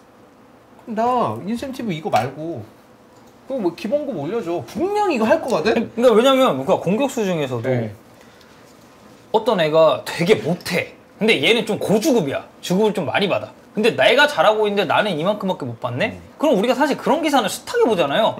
얘 정도 수준까지 맞춰달라. 근데 그게 삐또가 나가가지고 이제 안 맞으면 여기서 이제 불만 터지고 언해피 뜨고 다른 구단이랑 이적설 나오기 시작하고 이제 이런 수순으로 가는 거니까. 근데 이제 그게 첼시 같은 팀 같은 경우에는 이제 다른 옆에 구단들 뭐 맨유, 리버풀, 맨시티 첼시는 원래 그리고 돈 많이 주던 팀이었으니까 맞아요. 다 쳐다보게 돼요. 야, 나 이 정도 하는데 나도 이 정도는 받아야지. 이게 분명히 나올 텐데 이때 그러면 어떻게 처리할 것인가. 그게 이제 제일 관건인 것 같아요. 그 부분이 이게, 제일 큰 것 같아요. 덕현이가 얘기한 부분에서 내가 형철이만큼 돈을 받아야 되겠어. 그래서 나 언해피해. 나 한 명이면 아무 문제 없어요. 그런데 계약 기간을 봤더니만 나랑 비슷하게 계약한 찬우도 나도 형철이만큼 받아야 되겠어. 너도 나도 형철이만큼 받아야 되겠어. 이런 순간 이 주급 체계가 다 무너지는 겁니다. 그렇죠. 그러니까 예전에 레알 마드리드가 마케렐레를 내보낸 이유는 레알 마드리드의 주급 체계를 지키기 위해서 마케렐레가 매우 잘했음에도 불구하고 결국 내보냈거든요. 그러니까 주급 체계를 지키는 게 매우 중요한데 그게 이제 무너질 수 있다는 거고 그러다 보면 대처할 때 에너지가 더 많이 들어가요. 근데 이제 뭐 사실 이제 정리할 거 싹 정리하고 이제 스쿼드적으로는 이제 딱 그 마레스카 감독이 뭐 이제 기사도 많이 나왔잖아요. 이제 20몇 명 데리고 이제 훈련 딱 하고 있고 그 스쿼드대로 이제 좀 계속 몸집 줄여가지고 이제 운영을 좀 하고 있는데 근데 이제 좀 그건 어떻게 보나요? 만약에 내가 이제 선수라고 이제 생각을 했을 때 이런 식의 장기 계약이 나한테 이제 땡큐인지 아니면 2, 3년 딱 해가지고 진짜 주급 좀 땡겨가지고 많이 받을 만큼 받으면서 하는 좀 어떤 거 좀 선호하나요? 사실 이런 장기 계약의 장점이라면 나에 대한 미래 보장. 어쨌든 정말 오랫동안 나를 잡아둠으로써 내가 이 구단에서 조금 적당히만 해도 계약 기간 자체가 안정적이니까 사실 FA라는 게 잘하는 선수 입장에서는 내가 FA가 되면 연봉 나중에 대박 칠 수 있어라는 기대를 할 수 있지만 그러지 않은 선수의 기준으로 보면 나 여기서 계약 완료되면 팀 못 가면 어쩌지? 약간 이런 불안감이 항상 있을 거라고 생각을 하거든요. 근데 그런 스트레스 일절 없이 나와 오랫동안 계약을 한다는 점에 대해서는 생각보다 심리적으로 안정감을 느낄 수 있는 부분도 선수로서는 많지 않을까. 근데 대신에 전 이 첼시 구단의 기조가 잘 통하려면 자기들이 판단했을 때 얘 무조건 나가야 돼 라고 생각하는 선수는 확실하게 내보내려는 스탠스를 취해야 된다고 보거든요. 근데 그런 면에서 첼시가 이번에 스털링을 팔 때 사례를 잘 보여줬잖아요. 스털링이 마음에 안 들자마자 갑자기 등번호 7번을 네토한테 주면서 등번호 빼앗아 버리고 너 1군 훈련장 출입 금지 바로 그냥 문 막아버리고 찰로바도 그래서 1군 훈련장 못 들어가고 그랬잖아요. 선수도 아마 그래서 많은 계약 기간에 대해서 안정을 가지면서도 느낄 것 같아요. 아, 나 여기서 좀 바로 뭔가 밑보이거나 못 보여주면 바로 찬밥 신세 되는구나. 그래서 선수로부터 이적을 종용할 수 있게끔 하는 것도 지금 첼시 보드진의 어떤 스탠스가 아닌가. 근데 약간 이제 욜로 마인드로 갔을 때는 그냥 들어 누워버릴 수도 있지 않나요? 그게 이제 우려가 되는 점이죠. 근데 아직까지는 그런 선수는 좀 없었던 것 같아요. 대부분. 그래도 내가 선수로서의 최소한의 명예는 지켜야지. 그리고 뛸 줄 찾아야지. 이거 UEFA 때문에 UEFA가 이렇게 하는 게 5년 동안 정보 분산되는 거. 저는 이거 없애야 된다고 봐요. 이게 뭐야? 계약을 오래 했는데 왜 이걸 5년밖에 안 쳐줘? 그거는 잘못된 거. 이건 되게 잘못된 규제. 이런 식으로 규제하면 나는 이건 옳지 않다고 봐요. 그냥 이게 별로 이렇게 좋아 보이지 않아. 이거를 최대한 억제하겠다는 거잖아, 이거를. 그쵸. 이런 방식 자체는. 나 이 방식 굉장히 아이디어 괜찮아 보이는데 왜? 나는 이 최대 5년 동안 장부의 분산됨 이거에 반대해서 눈물을 흘리는 줄 알았어요. 왜? 갑자기 막 이렇게 닦으면서 얘기하길래 찬우 형은 그 정도로 이렇게 야, 이제 비분관계했구나. 제발 치페린 제 얘기를 어. 들어주세요 이신 줄 알았어요. 유에파의 막 이런 부분에 대해서 얘기하는 게 아닌가. 그리고 또 한 가지 얘기를 드리자면은 첼시가 지금은 팀이 정상적으로 운영된다는 느낌이 좀 안 들잖아요. 왜냐면은 원하는 높이까지 안 올라온 거잖아요. 그러니까 저는 좀 그렇게 생각해요. 이게 좀 과도기에 있는 것 같아요. 과도기에 있다는 거죠. 네, 그러니까 어쨌든 감독도 이제 바뀌었고 지난 시즌 사실 안 좋았잖아요. 네. 말미에 그렇게 올라와가지고 성적이 이렇게 딱 뒷받침이 된 거지. 뭔가 이제 영입을 한 그런 거에 비해서는 원하는 만큼의 성과를 좀 내지 못하다 보니까 그 이제 중간 단계를 좀 거치고 있는 게 그런데 아닌가. 만약의 경우 첼시가 챔피언스리그를 경쟁할 수 있는 순위까지 올라오고 팀이 안정화가 된다면 아마 이런 식의 계약은 줄어들 거라는 생각을 가져요. 그래서 팀이 안정화가 되면 그 다음부터는 확실하게 더 정리하는. 왜냐면 우리 팀에 딱 맞는 우리의 전술에 딱 맞는 선수단으로 구성하면서 이런 식의 장기 계약보다는 앞으로는 원래 좀 하던 대로 가지 않을까. 구성은 줄일 수 있는데 저는 계약은 계속 이렇게 갈 것 같아요. 아, 그게 그래요? 더 유리하거든. 근데 저도 약간 찬우 형이랑 비슷하다고 이제 생각이 드는 건 그러니까 어떻게 보면 지금 우리가 프리미어리그에서 막 이렇게 8년, 막 7년 장기 계약하는 케이스를 거의 첼시 이제 처음 본 거잖아요. 네. 그래서 그냥 구단주가 그리고 오면서 이게 이렇게 된 거 아니에요? 보엘리가 오면서. 그래서 이거는 그냥 첼시 약간 색처럼 굳어질 수도 있지 않을까. 그리고 이게 괜찮으면 따라하기 시작할 겁니다. 맞아요. 이게 괜찮아 그렇죠. 보이면. 이 모델이 선진적인 모델이면. 이 모델 자체가 일단 어쨌든 간에 그러니까 항상 느끼는 거지만 이적 시장에서 매각하는 게 굉장히 중요하잖아요. 그리고 첼시는 그동안 생각해보면 매각을 꽤 잘해온 팀이야. 이 팀 자체가 매각을 그동안 이런 시스템 이전에 그 로만 시대에도 어쨌든 간에 매각을 꽤 잘해온 팀이었기 때문에 첼시는 정리하는 거 하나는 기가 막혔거든요. 그러니까 그런 걸 생각해 보면은 아마 그런 기조들은 계속 갖고 가면서 선수단 규모는 뭐 줄이는 건 줄이되 그 다음에 계약은 길게 가져가면서 이렇게 해서 조금 이제 어쨌든 간에 새로운 방식으로 이제 연봉 체계를 관리하는 그런데 그런 선수를 킬이 되지 않을까? 줄이게 되면 네. 지금 장기 계약한 선수가 제가 너무 많다고 그랬잖아요. 이 중에서 몇 명이 나가면 장기 계약한 선수가 줄어들게 되는 거예요. 그렇죠. 그런 방향으로 갈 수가 있는 거죠. 네. 그래서 뭐 어쨌든 형철이가 얘기한 것처럼 장기 계약에도 이제 선수 개인이 느끼는 장단점은 분명히 좀 있을 것 같고. 근데 뭐 저는 사실 이제 좀 바짝 당기고 바짝 튀자 약간 이런 저도 그래요. 주의라서. 인생 한방 느낌. 네. 그래서 단기에 좋은 조건. 네. 아니 그러니까 뭐 그런 거 있잖아. 할부로 사는 거와 그냥 한 번에 계산하고 사는 거와 느낌이 좀 다르다고. 다르죠. 네. 네. 그래서 할부 기간이 좀 길면 그러면은 좀 걱정돼요. 왜냐면 내가 이거를 계획에서 잊어버리는 경우가 생겨서 네. 돈이 왜 나가지? 빠져나가는데 이거 뭐지? 이런 경우가 있어서 네. 예전에 그래서 최대한 빠르게 어제 모니터 하나 새로 샀는데 그러니까 갑자기 그 생각이 나네요. 할부로 산다. 할부로. 이게 뭐지 하다가 6개월 무이자네. 6개월 무이자라서 어이구 6개월 무이자네. 그러고 이제 샀는데. 무이자면 뭐. 네. 그래서 뭐 어쨌든 뭐 이거는 뭐 이제 개인마다 선호하는 게 좀 다를 수 있고 첼시는 이제 이런 기조를 이제 쭉 유지할 만한 그런 가능성도 우리가 뭐 배제할 수는 없다 정도로 보면 될 것 같습니다. 자, 마지막으로 넘어가겠습니다. 저희가 이거 이스타 영상에서도 한번 다룬 적이 있었어요. 이적 시장 닫히기 전에. 그쵸. 네. 지금 FA 선수들 누구 있냐? 근데 이게 그때 당시에 정리가 된 선수들도 있었거든요.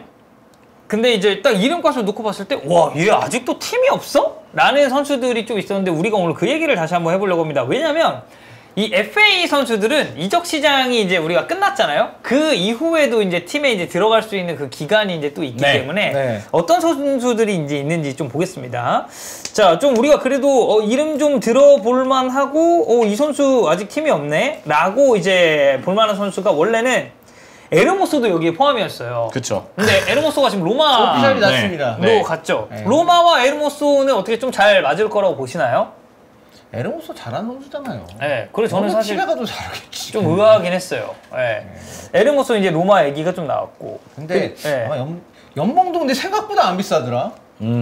약간 그거 같아. 약간 얘가 처음에는 연봉 세게 부르다가 가면 갈수록 팀을 묶고 잠깐만, 하니까. 야 이거 이러면 안 왜 되는데. 나한테 제안이 안 오지? 야, 나만 빼고 시즌 다 개막했어. 이런 느낌이니까. 약간 그런 느낌이에요. 지금. 네. 그리고 윌리안 같은 경우는 이제 또 올림피아코스 네. 얘기가 나왔고. 올림피아코스가 사실은 베테랑 브라질 출신 공격수들을 좋아해요. 그렇죠. 많이 데려와요. 많이 데려와요. 누가 있었지? 최근에는 스페인 무대에서 뛰었던 선수들 많이 데리고 갔고요. 네. 그리고 이제 브라질 출신들 베테랑 선수들 굉장히 많이 뛰었는데 이름이 지금 기억이 안 나서 그렇지. 제가 한때 또 그리스 리그를 중계하지 않았어요. 아 맞네. 네. 아 그러네요. 아 마르셀로도 가지 않았어? 마르셀로 있다가 네. 잘 못해서 네. 바로 갔고요. 하메스 있다가 맞아. 잘하고서 이동했고요. 네. 그리고 지금 발렌시아에 있는 카도스 같은 경우에도 임대로 왔다가 활약하고 갔고요. 여기 뭐 얘기 많이 나오네요. 히바우드. 히바우드도 얘기도 있었죠. 나오고. 네. 네. 그래서 올림피아코스 중요 경기 있을 경우 뭐 아테네 더비라든가 이런 경기가 있을 경우 네. 뜬금없이 히바우드 인터뷰가 올라와요. 또 이제 구단 그거였으니까. 그러니까 히바우드가 이길 거라고 얘기했다. 뭐 이런 식으로. 저는 히바우드 하면 그 예전에 그 부뉴드코르 우즈베키스탄 그 2009년에 이제 포항의 아침 우승할 예, 때 그때 포항 입장에서 빌런 중에 한 명이었던 히바우드. 예, 그 팀이 이제 조금 생각이 나고.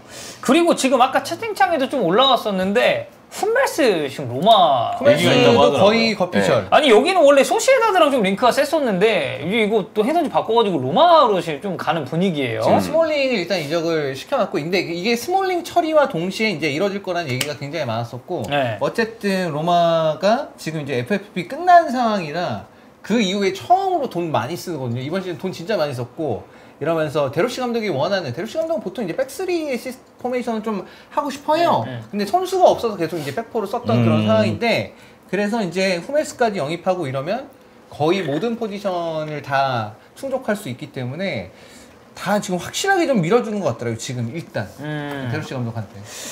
자, 그래서 뭐 그냥 주요 선수들만 저희가 잠깐 보면은 일단 뭐 델레알리, 라비오 뭐 이런 선수도 있고. 라비오가 좀 크지. 진짜 못 구했나? 그 라비오는 어디를 못 구할 갈까? 거라고 생각을 못 했는데. 근데 인기가 많은데 라비오. 얘도 그거야. 내가 볼 때. 얘도 이 돈. 그럼 엄청 많이 부르는 것 엄청 같아요. 세게 부르는 것 같아, 얘 지금 네. 보니까. 그 약간 아직 어머니가 하시나요? 라비오? 네. 엉크네요, 그러면은 엉크. 저도 라비오는 바로 소속팀 찾아서 갈 줄 알았거든요. 근데 이제 찬영 얘기대로 이제 금액이 좀 안 맞을 수도 있고. 그리고 이 선수는 못 찾을 것 같았습니다. 마샬. 아유, 네. 힘들죠. 마샬이 지금 메뉴에서 생활하듯이 이렇게 누워 있으면 안 됩니다. 구직 활동해야 돼요. 그치. 열심히 해야 되고. 연봉도 지금까지 받은 게 있으니까 좀 덜 받아도 되잖아, 솔직히. 사실 그럼. 뭐 이 정도 선수들이 사실 돈 걱정할 이제 그거는 이제 아닌 것 같고. 마샬이 돈 적게 받고 프랑스 리그왕에 어떤 클럽 가면 당연히 그치. 당깁니다. 환영하지. 예전에 마이크로원이 뉴캐슬이랑 계약 끝나고 팀 못 구할 때 막 자기가 UCC 유튜브 같은 걸로 막 후련하는 영상 찍어서 올리고 그랬거든요. 대야도 이번에 그랬잖아. 그러니까 근데 그랬더니 마이크로원이 간 게 맨유 아니에요. 근데 그러니까 그런 식으로 해야 돼 선수도. 라모스도 최근에 피지컬 훈련하는 거 내가 SNS에서 봤는데 몸은 여전히 좋더라고요. 아니 근데 라모스는 사실 이제 세비야 이제 있으면서도 어쨌든 저는 좀 분위기를 바꾸는데 중요한 역할을 나름 했다고 생각해요. 팀의 전설적인 존재이기도 했고. 그리고 저는 사실 데파이도 야, 갈만해. 솔직히 저도 갈만하다고 보거든요. 그러니까. 얘도 좀 데파이가 연봉 반만 깎고 이태로 이게 와라. 애매해요. 그러니까 진짜 애매해요, 데파이가. 왜냐면 데파이는 자기가 받고 싶은 연봉이 있고 그리고 데파이는 챔피언스 리그 나가는 클럽을 당연히 원하겠죠. 그렇죠. 그런데 그런 클럽들이 데파이를 바라봤을 때는 얘가 한 시즌에 빵 터진 게 프랑스에서 밖에 없고 그리고 부상이 요즘에 너무 잦았단 말이야. 맞아요. 그거 생각하면은 이 선수에게 높은 연봉을 줄 이유가 없게 되거든요. 그러다 보니까 데파이가 지금까지 팀을 못 찾고 있는 것이 아닌가. 그리고 뭐 데니스 프라트, 잔박시, 뭐 안드레 고메스, 데이비 클라선 같은 선수들도 있고 알렉스 텔레스도 92년생. 제 FM에서는 알렉스 텔레스 은퇴하더라고요, 바로. 바로 데려오려고 했는데 은퇴해버렸고. 세드릭 수아레스. 텔레스, 수아레스 둘 다 한때 핫했던 풀백들. 그죠. 그리고 이명철의 조엘 마팁. 마팁도 못 구했어. 근데 마팁도 사실 부상이 부상이 많아요. 그래도 부상 때문에 그런 것 그렇죠, 같아요. 뭐. 한때 분데스리가 레버쿠젠이랑 얘기가 좀 있긴 있었는데 네. 뭐 레버쿠젠도 그 시점에서는 센터백을 안 팔고 있다가 이적 시장 말밑 때 뭐 코스누 팔고 그리고 오히려 수비 멀티 자원인 무키엘레 데려가고 이랬으니까 오히려 마팁은 멀어진 것 같아요. 레버쿠젠. 그리고 송영주와 벤 예데르. 그렇죠. 벤예데르. 저는 형님 아들이었잖아요, 벤 예데르. 벤 예레르 사실은 세비야에서의 득점력도 나쁘지 않았고 리그왕에서의 득점력도 나쁘지 그때 않았어요. 은바페랑 공동 네. 그 득점 그 최고 순위도 달성하고 그랬었잖아요. 근데 여기도 이제 90년생 나이가 이제 좀 있죠. 그리고 페리시치 올 여름에 이제 하이두크 스플리트와 이제 계약이 해지가 됐고 지금 세리에 팀 얘기가 있는 것 같아요. 페리시치. 네. 그 약간 세리에 좀 하부. 하이컨 팀, 하이컨 팀. 그리고 슈퍼모팅도 지금 팀이 없고. 한 뭐 요 정도로 보면 될 것 같은데. 그러니까 솔직히 그러니까 마팁부터 벤예데르 이런 선수들이 이제 나이가 이제 꽤 있으니까 맞아요. 약간 다들 리스크가 있어서 꺼려하는 것 같고 그다음에 클라선 같은 경우에는 사실 그 직전 시즌 인텔에 있었는데 클라선 사실 몇 경기 나오지도 못했고 연봉도 그렇게 비싸지 않았어요. 근데 아마 이 선수는 원하면 뭐 갈 수도 있었을 것 같은데 뭔가 좀 꼬였는지 잘 안 된 것 같고 근데 그 위에 있는 선수들은 다 보면 야 얘는 하나같이 돈 많이 받을 것 같다. 약간 그래서 꺼려질 수밖에 없는 상황? 세 가지예요. 돈 많이 원하거나 부상이 너무 잦거나 나이가 너무 많이 들었거나. 사실 그게 이제 FA로 나왔을 때 뭔가 좀 이적이 쉽게 안 되는 케이스들의 일반적인 부분이고 뭐 이게 전부 다는 아니지만 본인들이 이제 좀 응원하는 팀에서 데려갈 만한 선수가 있다 싶은 그런 선수 있나요? 형철이 리버풀. 이 중에서 굳이 고르라면은 마팁. 그러니까 나도 마팁이에요. 그러면 되게 그냥 한 시즌 집을 다시 데려가. 이게 뭐야? 아니, 그럼 왜냐면 재계약을 했었어야지. 예전에 그 얘기 잠깐 하긴 했었거든. 팀 적응 걱정 없죠. 네. 뭐 감독이랑은 이제 어떤 사이일지는 이제 봐야죠. 감독이 바뀌었으니까. 근데 선수단이랑 워낙 친하기도 하고 지금 리버풀이 센터백 수가 부족하잖아요. 개인적으로는 고메즈가 센터백으로 뎁스에 분류를 할 수 있지만 여전히 고메즈 센터백은 물론 지난 시즌은 괜찮았던 경기들도 있었어요. 그래도 풀백 쪽에서 이제 고메즈는 더 이제 있었으니까. 그 전까지는 사실 센터백이 너무 안 좋았기 때문에 그 조고메즈가 설 때. 그래서 개인적으로 고메즈가 서는 것보다는 마팁이 건강하기만 한다면 그냥 백업의 백업 같은 느낌으로 코나테 부상 대비해서 한 번 더, 한 시즌만 더 하고 나중에 보내주자. 라모스는 어때요? 반다이크와 라모스. 사실 라모스 지난 시즌 세비야 잘하긴 했는데 반다이크 라모스. 오. 네. 그건 어떻게 생각합니까? 본인이 올까? 바르셀로나 라모스 어때요? 바르셀로나 라모스요? 네. 올까요? 그러니까 예를 들어서 저는 별로 안 좋아요. 온다고 한다면. 그러니까 그런 게 있어요. 바르셀로나는 그냥 세대 교체한다며 왜 최전방에 레반도프스키고 미드필더에 긴도안이고 수비에 이니고야 뭐 이런 얘기가 있었거든요. 네. 그런데 또 나이 든 선수들이 온다고 친다면 약간 좀 느낌이 그래서 전 라모스는 차라리 라모스 대신 홈메스가 제가 좋아하는 스타일이죠. 홈메스는 홈메스. 근데 오면은 좋을 것 같긴 네, 해요. 홈메스는 제가 좋아하는 스타일이긴 하죠. 로마로 갔습니다. 네. 그리고 또 다른 선수는 없나요? 바르셀로나? 없어요. 네. 데파이 어때요? 데파이. 데파이 다시 오는 거야? 데파이 컴백. 컴백. 필요 없습니다. 네. 못 가는 이유들이 있네. 다 있어. 이렇게 딱 네. 놓고 봤을 때도. 그러니까. 찬우 형은 아까 이제 데파이 주고 반 깎고 이제 와라. 본인이 원하는 연봉 반 깎아야죠. 그럼 가능하다. 그 정도면 가능하다. 그러면 인테리어가 품을 수 있다. 다른 네. 선수들은 없나요? 이 제외하고는 뭐 라비오나 뭐 이런 선수들. 조엘 마팁도 라비오 필요 약간 없어. 인테리어하고 미드필더 어울리지 넘쳐요. 않아? 미드필더 넘치고 마팁 같은 경우에는 이제 수비수인데 수비수 굳이 마팁을 굳이 여기 또 약간 이런 느낌이에요. 저는 대체가 있습니다. 돼야 되는데 대체가 안 돼 마팁으로는. 전 전부 다 환영. 어디 기준이에요? 전북이죠. 전북. 네, 전북이죠. 솔직히 저는 만약에 여기서 지금 우리가 좀 데려올 수 있다라고 한다면 일단 델리알리는 데리고 와야지. 그 화제성은 화제성이 제가 K리그로 엄청날 것 봤을 때 같은데. 화제성 최고지. 1위는 네. 알리죠, 알리. 왜냐면 그리고 이름도 딱 봤을 때 이제 델레알리 사실 이제 프리미어리그 좀 보고 또 이제 또 토트넘이고 손흥민 그럼. 친구고 이래가지고. 근데 만약에 K리그에서 알리랑 라모스 둘 중에 한 명 온다 그러면 화제성 누가 더 뛰어날까요? 라모스도 엄청 라모스도 크지. 화제성은 사실 안 밀릴 텐데. 라모스는 아시아가 진짜 시끌시끌할 수도 있죠. 저는 그렇게 생각해요. 그러니까 라모스는 진짜 그냥 축구 이제 좀 많이 보시는 분들은 무조건 야, 무조건 라모스지. 이건데 근데 대중으로 보면은 또 이게 알리는 토트넘과 손흥민 선수의 친구와 그래서 좀 이런 이미지가 또 라이트한 있으니까 팬분들도 네. 좀 알만한 이제 그런 게 좀 있을 것 같아서. 그러니까 생각해봐. 델리알리가 전북에 이적을 했어. 그런데 손흥민이 영상 편지를 써준 거야. 내 친구 알리. K리그 1 전북에서 너는 부활하리라. 예전에 모라이스 감독 있을 때 무리뉴 감독이 그거 해줬거든요. 맞아. 그 우승 축하한다 막 이러면서 영상 찍어 보내주고 약간 그런 느낌이 아닐까. 근데 예. 저는 라모스도 오면 링가드가 그랬듯이 네. 뭔가 계속 미디어에서 뭘 해줄 것 같아요. 그렇죠, 그렇죠. 라모스 정도의 선수는 뭐 그러니까 역대급 센터백을 놓고 봐도 거기도 높은 순위를 차지할 선수라 아마 그렇게 해줄 것 같아요. 그리고 저는 진짜 만약에 딱 왔을 때 이제 좋을 것 같은 건 자한바크시. 자한바크시. 그러니까 이름값이랑 이런 거 이제 다 떼고 어쨌든 이 선수 LADBG에서 그 경력이 있는 선수잖아요. 주목도 되게 많이 받았었고 그리고 어쨌든 이제 이 선수는 아시아 선수 아닙니까? 그래서 그런 무대에 대한 부분도 이제 조금 고려가 될 것 같긴 하고 데파이가 오면 이슈가 굉장히 크게 되지 않을까요? 데파이 오고 또 유럽 때처럼 저기 이제 헤드밴드 계속 하고 나오고. 그래. 네. 데파이가 경기장에 무신사 옷 입고 등장하고 막 그러면서 패션쇼 같은 것 좀 하고. 사생활 영상 보니까 그 데파이도 힙하더라고요. 그럼 되게 좋아해. 되게 거의 좋아하더라고요. 래퍼야. 되게 좋아하던데 그런 거. 예. 그리고 뭐 그리고 이제 와서 데파이턴 한번 가 보여주고 이런 거 하면 거기다가 막 헤어스타일 바꿀 때마다 막 동네 뭐 전주 미용실 이런 데서 미용하고 있는 모습 나오고 막 이러면 블루클럽에서 찍힌 데파이. 그래 블루클럽에서 블루클럽은 데파이 막 이러면서 이슈가 되지 않을까? 그쵸. 예. 근데 뭐 왔을 때 이제 사실 K리그에서는 저는 대부분의 선수가 좀 이슈가 많이 될 수 있지 않을까. 다 그럴 것 같아요. 네. 라고 생각을 하고 근데 그 중에서도 이제 꼽자면 뭐 델레알리, 데파이 그리고 내가 생각하기에는 페리시치는 안 될 것 같아. 페리시치 이미지가 너무 안 좋아서 페리시치 오면 안 될 것 페리치는 같아. 그걸로 밈으로 미는 거지 아예 그냥. 야 드디어 왔다 시치가 왔다 그러면서 그럼 그냥 그치. 밈으로 미는 거죠 뭐. 예, 그럼 이제 그 선수 콜 할 때도 이제 아우 페리시치 약간 이런 느낌으로 이제 뭐 콜 할 수도 있는 거고. 예.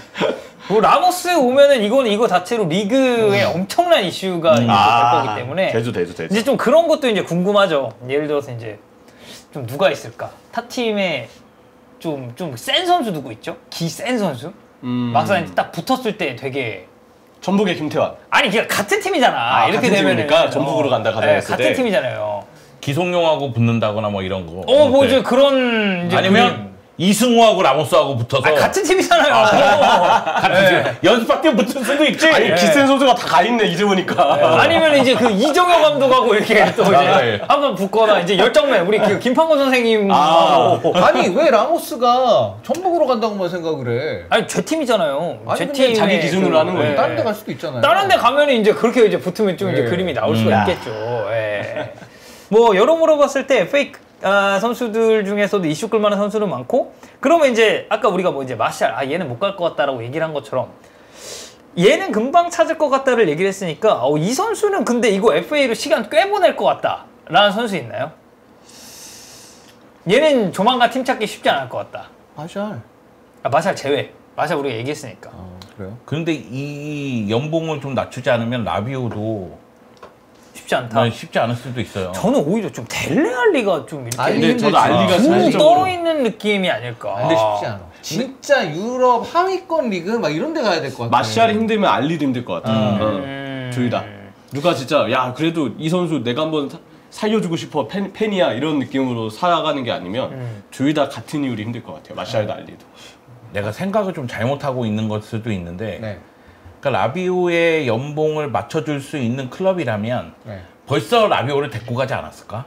이미. 네. 그래서 라비오가 그치. 라비오 어머니와 함께 대화를 나눠서 이 연봉에서 낮출 수 없다 이렇게 끝까지 생각하고 있으면 은근히 붕 뜰 수도 있겠다. 라비오는 본인은 되게 기대했던 것 같은데 생각보다는 꽤 어려운 듯.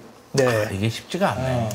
자, 어쨌든 이렇게 이제 FA로 남아있는 선수들이 아직 좀 많아서 저희가 뭐 이거 나중에 뭐 영상으로 한번 더 다룰 수도 있습니다. 그 이 선수 정리가 좀 안 된다면. 마샬은 끝내 무직일까? 뭐 이런 그렇죠, 걸로. 그렇죠. 예, 뭐 그렇게 나올 수도 있는 거고. 자, 그래서 오늘 이제 뭐 FA까지 뭐 밀러 얘기부터 시작해서 밀란 폰세카, 데쿠, 뭐 첼시 얘기, 여기 이제 FA까지 얘기를 해봤습니다. 자, 9월 4일 수요일 히든풋볼 수요부 여기서 마무리하도록 하고요. 저희는 내일 목요부로 다시 돌아오도록 하겠습니다. 감사합니다. 감사합니다.